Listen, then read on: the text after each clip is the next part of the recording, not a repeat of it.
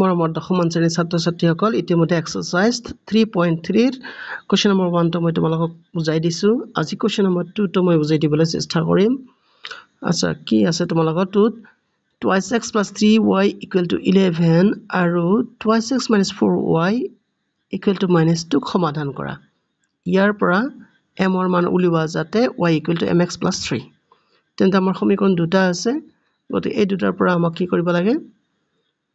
আমাক x আৰু y ৰ মান উলিয়াব লাগে তাৰ পৰা আকৌ m ৰ মান আমাক উলিয়াব দিছে ফাইন এতিয়া কথা হল কি তোমালোকৰ পৰীক্ষাত কিন্তু কোনো ধৰণৰ তেনেকা পদ্ধতি নাম নিৰ্দিষ্টকৈ দিয়া নাথাকে সেই কাৰণে তোমালোকে সেইবিলাক পদ্ধতিৰ কথা চিন্তা কৰা বাদ দি যিদৰে তোমালোকে শৰ্টকাট তোমালোকে সলভ কৰিব পাৰা হেইটোই তোমালোকক চেষ্টা কৰিব লাগে মই তাকে তোমালোকক বুজাই দি আছো ৰবা So, our equation দুটা কি দি আছে equation দুটা মই লিখি লৈছো ৰবা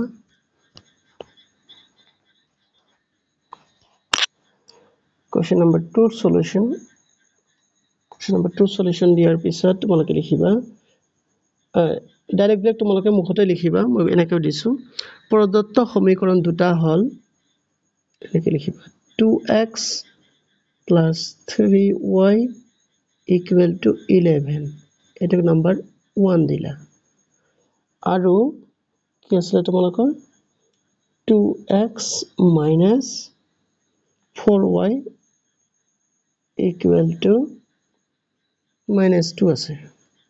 এটা তোমালোকে নাম্বাৰ 2 দিলা এতিয়া তোমালোকে কৰিবা কি প্ৰতিস্থাপন পদ্ধতিৰ কথা কৈছে গতিকে আমাৰ দৰকাৰ নাই আমি সিধা বিয়োগ কৰি দিম ইকুৱেশ্যন 1 ৰ পৰা ইকুৱেশ্যন 2 টো বিয়োগ কৰি দিম ফাইন আচ্ছা এবাৰ লিখিবা তোমালোকে 1 - 2 implies যেতিয়া বিয়োগ কৰিবা তেতিয়া তোমালোকৰ চিনবিলাক চেঞ্জ হৈ যায় নহয় তোমালোকে ইয়াত মাইনাস দিবা ইয়াত প্লাস দিলা ইয়াতো প্লাস দিলা আচ্ছা এবাৰ হ'ব কি আমাৰ এই +2x - 2x cancel minus আতিয়া +3y + 4y তেনেহলে আমাৰ কিমান হ'ব ইয়াত হ'ব 7y which is equal to ইয়াত কিমান হ'ব 13 okay এটা তোমালোকে গম পালা 13 হ'ব আচ্ছা -2 আছে নে কি আছে এটো 2 আছে ঠিক আছে তেনেহলে 7y = 13 এতিয়া y মান হে লাগে আমাক which implies y = কিমান হ'ব 13/7 এতিয়া এই y ৰ মানটো তোমালোকে এক নম্বৰ ইকুৱেশ্যনত বহাই দিব পাৰা ফাইন তেনেহলে আমি কি লিখিম therefore 1 implies কাৰণ ইকুৱেশ্যন 1 implies 2x plus কিমান আছিল 3y আছিল হয়তো 2x + 3y = 11 আছিল না 3y y মানে হল 13/7 is equal to কিমান আছিল 11 ফাইন এইবাৰ আমি কৰিম কি ইয়াক সলভ কৰি y ৰ মান উলিয়াম ও শিট তাকেতো কৈছো এটো তোমালোকৰ 2 নহয় 24 হয় ৰবা 24 হলে এটো চেঞ্জ হৈ যাব এটো কিন্তু 24 তেনেহলে 11 - 24 কিমান হ'ব 35 হ'ব তাকেতো কৈছো কমপ্লিকেটেড কি হৈছে এনে আচ্ছা এটা হ'ব তোমালোকৰ 35 যদি হয় 35/7 কিমান হ'ব = 5 ৰবা এটো ইয়াত আকৌ 1 আছে কাটি দিলা ওকে তেন্তে y মান কিমান হৈ গল or 5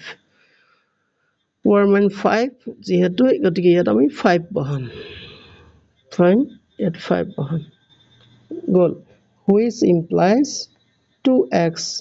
3 5 গুণ কিমান হ'ব 15 হ'ব = 11 ফাইন এইবাৰ তোমালোকে লিখিবা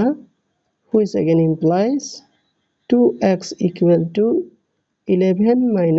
- 15 which is equal to -4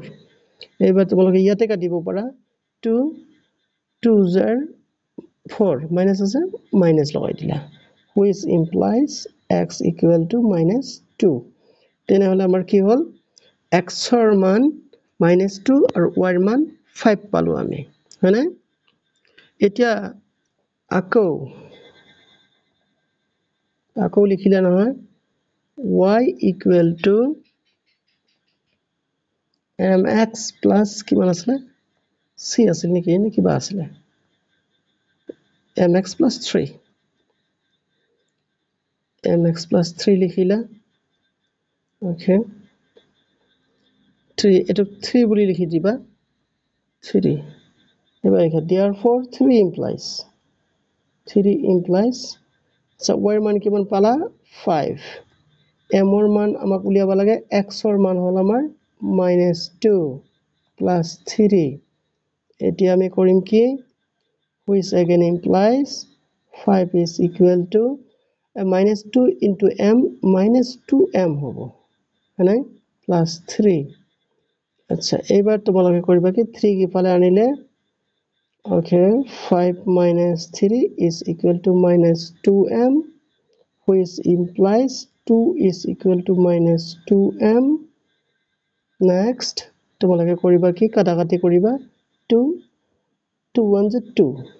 হয়নে এতিয়া মাইনাস ইফালে আছে না ইফালে আনি দিলে কি হৈ যাব -1 is equal to m therefore m equal to -1 তেনেহলে তোমালোকে তিনটা আনসার পালা x ৰ মান -2 y ৰ মান 5 আৰু m ৰ মান -1 পালা ফাইন এটা হৈ গল এতিয়া আমি বেলেগ এটা কোশ্চেন লবলৈ চেষ্টা কৰিছো কোশ্চেন নাম্বাৰ 3 ৰ 1 3 1 তো কি কৈছে দুটা সংখ্যাৰ পাৰ্থক্য 26 ইয়াত দিছে নহয় দুটা সংখ্যাৰ পাৰ্থক্য 26 এটা আনটোৰ 3 গুণ হলে আচ্ছা তেনেহলে আমি ইয়াত লিখিম কোশ্চেন নাম্বাৰ 3 ৰ 1 ধৰা হল সংখ্যা দুটাৰ সংখ্যা ডাঙৰ সংখ্যাটো x আৰু সৰু সংখ্যাটো y তেনেহলে তোমালোকে লিখিবা according to question okay x minus y is equal to কিমান বুলি কৈছে 26 লিখিলা 26 এটা নাম্বাৰ 1 দিলা আকৌ কন্ডিশন দুটা আছে নহয় এখানে আকৌ ডাঙৰ সংখ্যাটো সৰু সংখ্যাটোৰ কিমান গুণ এটা আনটোৰ 3 গুণ তেনেহলে আমাৰ x y ৰ কিমান গুণ হ'ব 3 গুণ এটা নাম্বাৰ 2 দিয়া আচ্ছা এইবাৰ কিন্তু আমি ফলো কৰিম প্ৰতিস্থাপন পদ্ধতি কাৰণ এইটো আমাৰ কাৰণে সহজ হ'ব তেনেহলে তোমালোকে লিখিবা therefore 1 and 2 implies মানে x ৰ মানটো আমি তাৰনে 1 ত বহাই দিম x ৰ মান 3y এই কাৰণে তোমালোকে লিখিবা 3y minus y is equal to 26 following এবাৰ তোমালোকে লিখিবা 3y minus y কিমান হ'ব 2y is equal to 26 এবাৰ তোমালোকে কাটিবা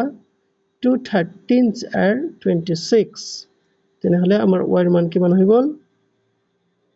y equal to 13 fine y ৰ মান কিমান হল তেন্তে 13 হল y ৰ মান যদি 13 হয় তেনেহলে x ৰ মান কিমান হ'ব therefore 1 2 implies x equal to কি আছিল 3y মানে 3y মানে 13 তিনটা ৰং কিমান হল 39 39 তেনেহলে x ৰ মান কিমান হল 39 y ৰ মান 13 x ৰ মান 39 আৰু এটা মই কৰি দিবলৈ চেষ্টা কৰিম বাৰু এইবাৰ কোশ্চেন নাম্বাৰ 2 দুটা সম্পূৰক কোণৰ ডাঙৰটো সৰুটোতকৈ 18 ডিগ্ৰী বেছি কোণ দুটা নিৰ্ণয় কৰা আচ্ছা ডাঙৰটো সৰুটোতকৈ 18 ডিগ্ৰী বেছি ৰবা এইখিনি মই মুছি লৈছো আগতে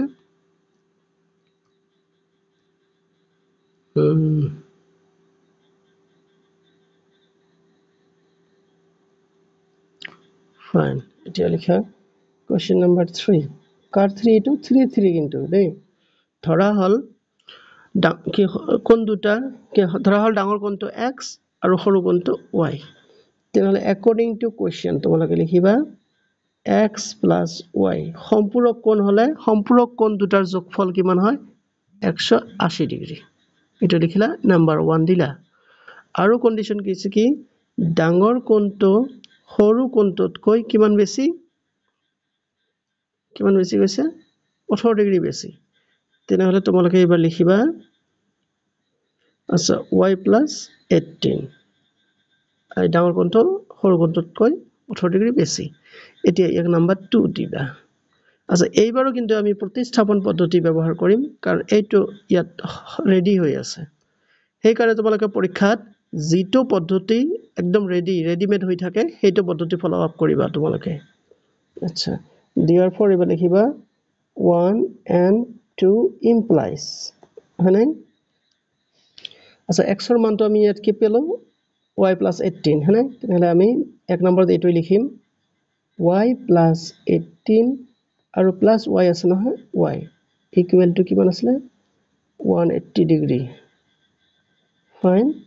নেক্সট ইয়াক এতিয়া আমি সলভ কৰিবলৈ চেষ্টা কৰিম ৰবা এটা আৰু জেংগবংগ আছে মুছে কিছু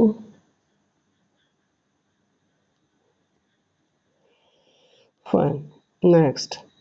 এইবাৰ আমি কৰিম কি এতিয়া চাইছা তোমালোকে y plus y কিমান হ'ব 2y আৰু ইফালে 180 আছে 18 ইফালে গলে মাইনাস হ'ব -18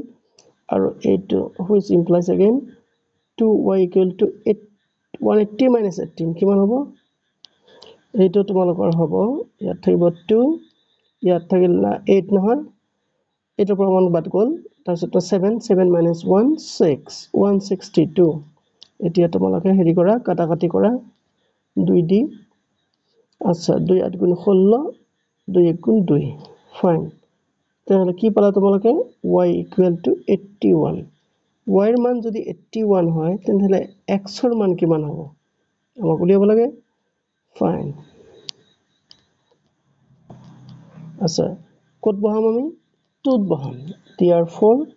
2 implies x equal to 81 y এর মান আৰু 18 তো বেছি থাকিব যোগ কৰি দিলা তোমালোকে ইয়াত হ'ব 9 ইয়াত হ'ব 9 ও ফ্যান্টাস্টিক তেনহলে x এর মান হল আমাৰ 99 আৰু y এর মান হল 81 এই তিনটাই অংক আজি থাকিল তোমালোকে লাইক কমেন্ট কৰিবলৈ নাপাহৰিবা আৰু প্লিজ মোৰ চেনেলটো সাবস্ক্ৰাইব কৰিবা তোমালোকে চোৱাৰ কাৰণে ধন্যবাদ